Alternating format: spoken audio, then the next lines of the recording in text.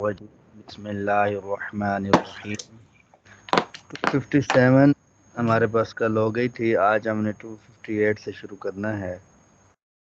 الم تر الی الذی حاج ابراہیم فی ربہ، الم تر کیا نہیں دیکھا آپ نے، حاجہ جھگڑا کیا، ابراہیم علیہ السلام سے، فی ربہ اس کے رب کے بارے میں، ان کے آتاہ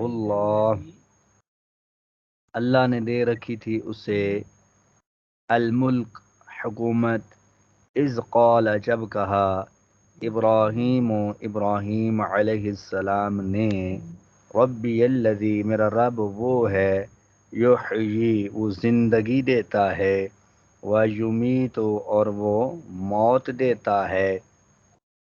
تو انہوں نے کیا کہا، قال تو وہ کہنے لگا، یعنی فرعون کہنے لگا، انا احیی میں زندہ کر سکتا ہوں، و امیت اور میں موت دے سکتا ہوں۔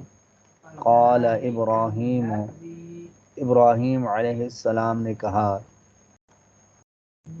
فإن اللہ پس بے شک اللہ، یأتی لاتا ہے، بالشمس سورج کو، من المشرق مشرق سے، ٹھیک ہے جی، فأتی تو لے آ بیہا اس کو، من المغرب مغرب سے، میرا اللہ مشرق سے سورج کو لاتا ہے تو مغرب سے سورج کو لے کے آ۔ تو اب اس پر فرعون کے پاس کوئی اس کا جواب نہیں تھا، تو اب وہ کیا کہنے لگا، فبہت الذی، اب وہ کوئی چونکہ جواب نہیں تھا تو وہ ہکا بکا رہ گیا، الذی کفر جس نے کفر کیا، کس نے کفر کیا تھا،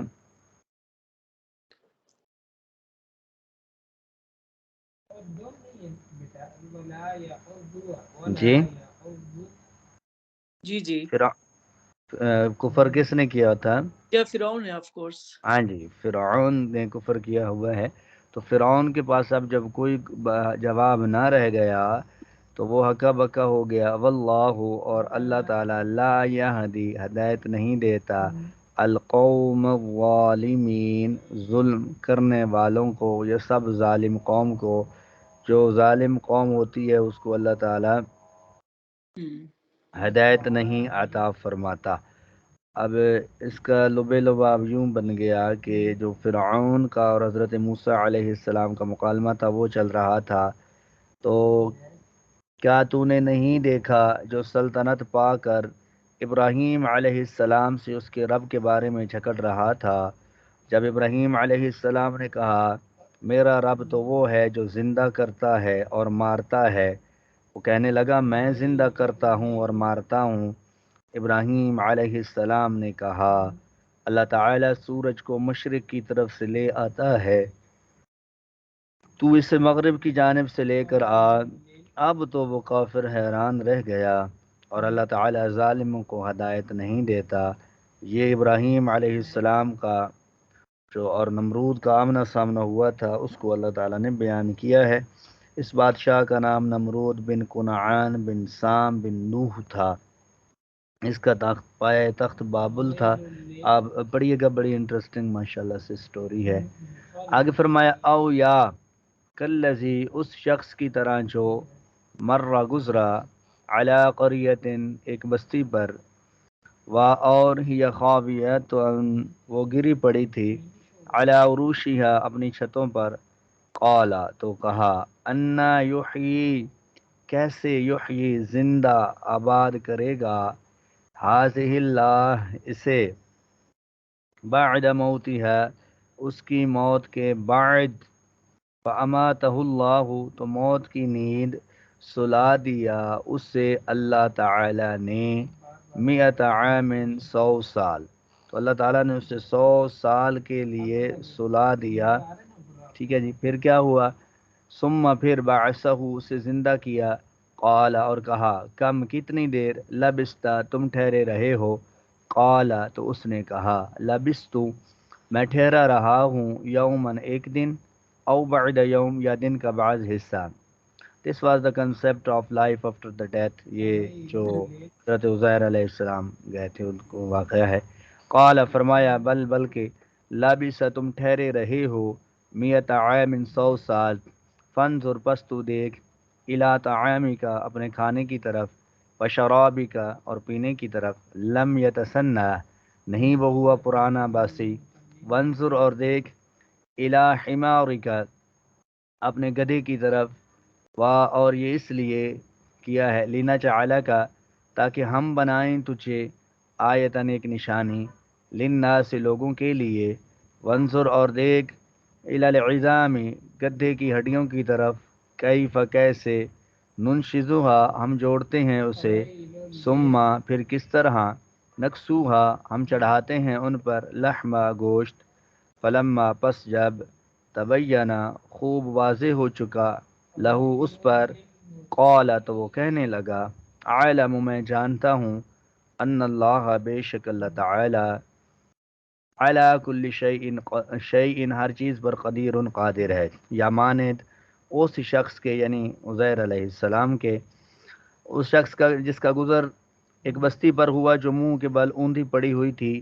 کہنے لگا اس سے اس کی موت کے بعد اللہ تعالیٰ کس طرح زندہ کرے گا.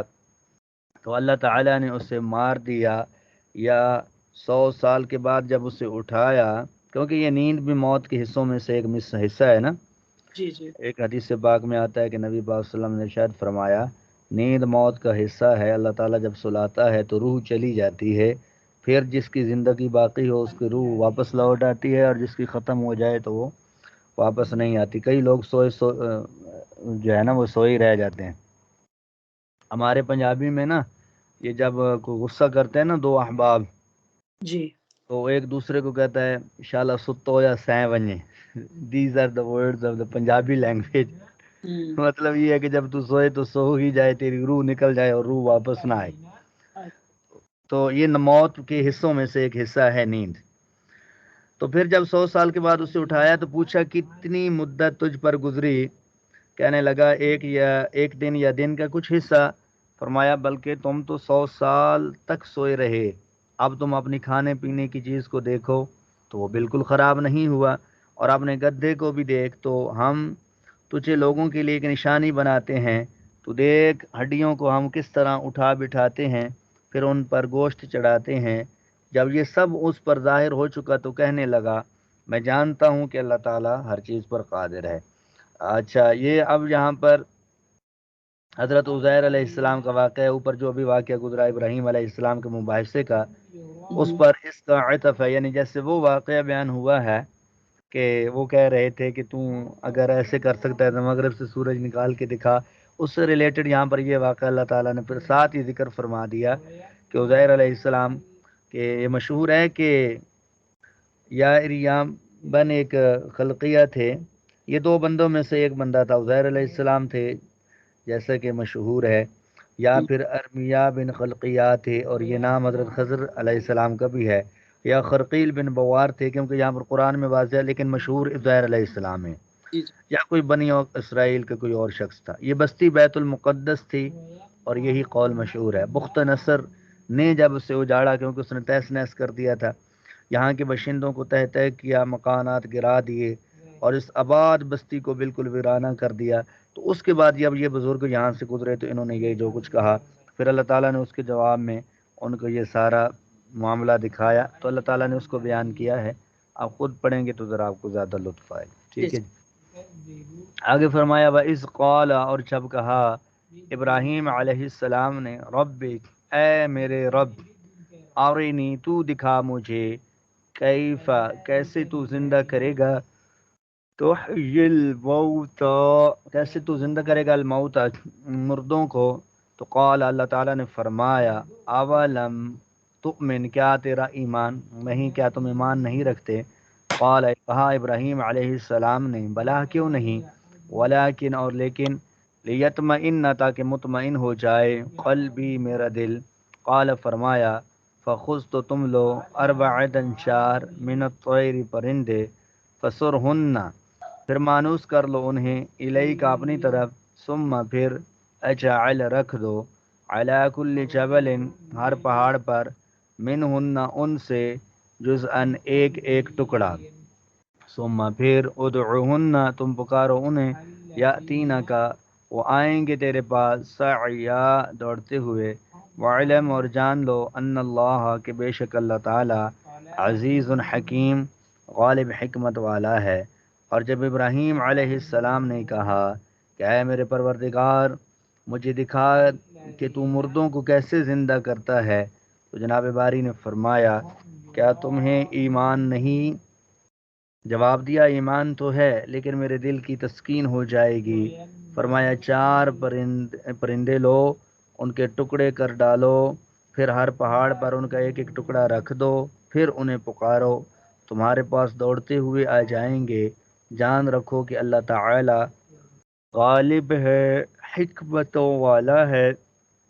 اب یہاں پر مفسرین نے اس کے بارے میں لکھا ہے کہ جناب ابراہیم علیہ السلام نے جب اللہ تعالیٰ سے کہا تو پھر اللہ تعالیٰ نے چار پرندے فرمائے، اور وہ چار پرندے کلنگ، مور، مرغ اور کبوتر تھے۔ کوئی کہتا ہے وہ مرغابی اور سیم مرغ کا بچہ اور مرغ اور مور تھے، اور جو بھی تھے اللہ ابراہیم علیہ السلام نے پھر ایسا ہی اللہ تعالیٰ کے حکم کے مطابق کیا۔ تو جب ان کو بلایا تو وہ دوڑتے ہوئے چلے آئے، تو اللہ تعالیٰ نے فرمایا کہ جو جہاں جیسے مرے گا، کوئی لوگ پانی میں ڈوب جاتے ہیں، کچھ آگ میں جل جاتے ہیں، کچھ ہوا میں مر جاتے ہیں، تو اللہ تعالیٰ ان سب کو ایسے ہی اکٹھا فرما لے گا جس طرح سے ابراہیم علیہ السلام کے بلانے پر پرندوں کو اکٹھا فرمایا، حالانکہ ان کا گوشت بھی جو ہے وہ مکس ہو چکا تھا۔ تو اللہ تعالیٰ ہر کام کرنے پر قادر ہے جی۔ یہ ہمارا رکوع ہو گیا، آگے پڑھنا ہے جی۔ دیکھ لیں اگر، کیونکہ ریوائز بنا کرے نا تو پھر فائدہ ہوتا ہے، ویسے پڑھتے رہنے سے تو پھر ثواب تو ہے، لیکن اگر آپ ریوائز کریں گے تو تھوڑا سا یہ ہے کہ سمجھ بھی آ جائے گی۔ جی میرے خیال میں تھوڑا سا اور پڑھ لیتے ہیں۔ جی ٹھیک ہے، اگلی آیت ہے مثل الذین، مثال ہے الذین ان لوگوں کی جو ینفقون وہ سب خرچ کرتے ہیں، اموالہم اپنے مال، کہاں فی سبیل اللہ اللہ کی راہ میں، کمثل حبۃ ایک دانے کی مثال کی طرح ہے، انبتت کہ وہ دانہ اگائے، سبع سنابل سات بالیاں، فی کل سنبلۃ ہر بالی میں، مئۃ حبہ 100 دانے ہوں، واللہ اور اللہ تعالیٰ یضاعف بڑھا دیتا ہے، لمن یشاء جس کے لیے وہ چاہتا ہے، واللہ اور اللہ تعالیٰ واسع علیم وسعت والا سب کچھ جاننے والا ہے۔ الذین وہ لوگ جو ینفقون سب خرچ کرتے ہیں، اموالہم اپنے مال، فی سبیل اللہ اللہ کی راہ میں، ثم پھر لا یتبعون وہ نہیں سب جتاتے، ما انفقوا جو وہ سب خرچ کریں، منن احسان، والا اور نہ ہی اذن وہ دکھ دیتے ہیں، لہم ان کے لیے اجرہم ان کا اجر ہے، عند ربہم ان کے رب کے پاس، ولا خوف اور نہ کوئی خوف ہوگا، علیہم ان پر، ولا هم یحزنون اور نہ وہ سب غمگین ہوں گے۔ جی آگے فرمایا جو لوگ اپنے مال اللہ کی راہ میں خرچ کرتے ہیں، ان کی مثال اس دانے جیسی ہے جس میں سے 7 بالی نکلیں اور ہر بالی میں 100 دانے ہوں، اور جسے چاہے اللہ تعالیٰ بڑھا چڑھا کر دے، اور اللہ تعالیٰ کشادگی والا اور علم والا ہے۔ اس آیت مبارکہ میں یہ بیان ہوا ہے کہ جو شخص اللہ کی رضامندی کی طلب میں اپنے مال کو خرچ کرے، اسے بڑی برکتیں اور بہت بڑے ثواب ملتے ہیں، اور نیکیاں 700 گنا کر کے دی جاتی ہیں۔ تو فرمایا یہ وہ لوگ ہیں جو اللہ کی راہ میں یعنی اللہ کی فرما برداری میں، جہاد کے گھوڑوں کو پالنے میں، ہتھیار خریدنے میں، حج کرنے کرانے میں خراج کرتے ہیں۔ اللہ کے نام دی ہوئے کی مثال کس پاکیزگی سے بیان ہو رہی ہے کہ جو آنکھوں میں کھب جائے اور دل میں گھر کر جائے، ایک دم یوں فرما دینا کہ اس کے بدلے 700 ملیں گے۔ اس سے بہت زیادہ لطافت اس کلام اور اس مثال میں ہے، اور پھر اس میں اشارہ ہے کہ اعمال صالحہ اللہ کے پاس بڑھتے رہتے ہیں، جس طرح تمہارے بوئے ہوئے بیج کھیت میں بڑھتے بڑھاتے رہتے ہیں۔ ایک حدیث پاک میں ہے کہ ایک شخص نے نکیل والی اونٹنی حضور صلی اللہ علیہ وسلم کی بارگاہ میں پیش کی، خیرات کی، حضور صلی اللہ علیہ وسلم نے فرمایا کہ قیامت کے دن 700 نکیل والی اونٹنیاں پائے گا۔ ایک اور حدیث میں کہ اللہ تعالیٰ نے ابن آدم کی ایک نیکی کو 10 نیکیوں کے برابر کر دیا ہے اور پھر وہ بڑھتی رہتی ہیں 700 تک، مگر روزے کے متعلق اللہ تعالیٰ فرماتا ہے وہ خاص میرے لیے ہی ہے اور میں آپ اس کا اجر و ثواب عطا کروں گا۔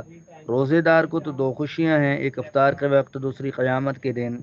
روزے دار کے منہ کی بدبو اللہ تعالیٰ کو مشک کی خوشبو سے زیادہ پسند ہے۔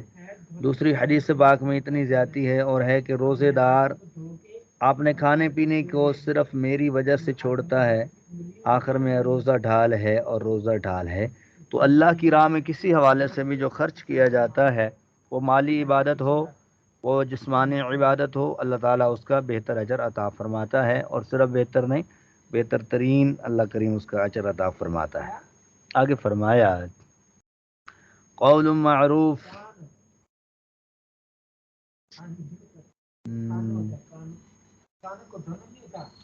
اچھی بات کہنا،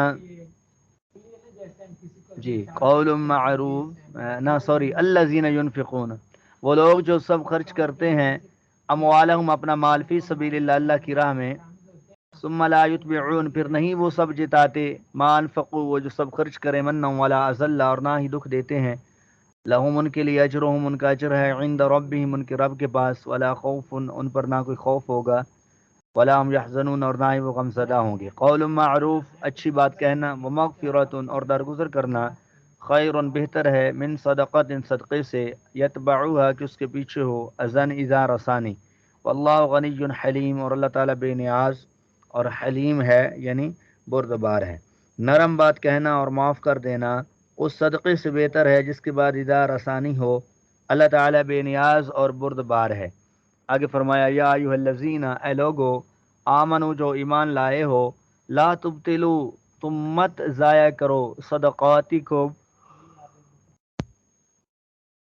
اپنے صدقات، بالمن احسان جتلانے کے سبب، والاذی اور دکھ پہنچا کر، کالذی اس کی طرح جو ينفق خرچ کرتا ہے، مالہ اپنا مال، رعاء الناس لوگوں کو دکھانے کے لیے، ولا یؤمن اور نہ وہ ایمان رکھتا ہے، باللہ اللہ پر، والیوم الاخر اور نہ آخرت کے دن پر، فمثلہ تو اس کی مثال، کمثل صفوان ایک چٹان کی مثال کی طرح ہے، علیہ کہ اس پر تراب مٹی ہو، فاصابہ پھر برسے اس پر، وابل زور کی بارش، فترکہ تو چھوڑ جائے اسے، صلدا بالکل صاف، لا یقدرون نہیں وہ سب قدرت رکھتے، علی شیء کسی چیز پر، مما اس سے جو کسب ان سب نے کمایا، واللہ اور اللہ تعالی، لا یہدی ہدایت نہیں دیتا، القوم الکافرین کفر کرنے والی قوم کو۔ سمجھ آئی جی؟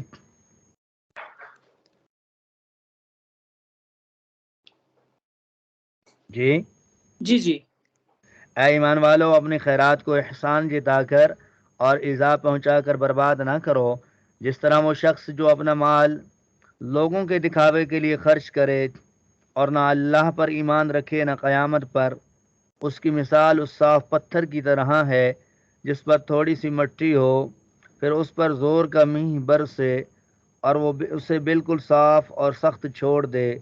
ان ریاکاروں کو اپنی کمائی میں سے کوئی چیز ہاتھ نہیں لگتی، اللہ تعالیٰ کافروں کی قوم کو راہ نہیں دکھاتا۔ ٹھیک ہے جی؟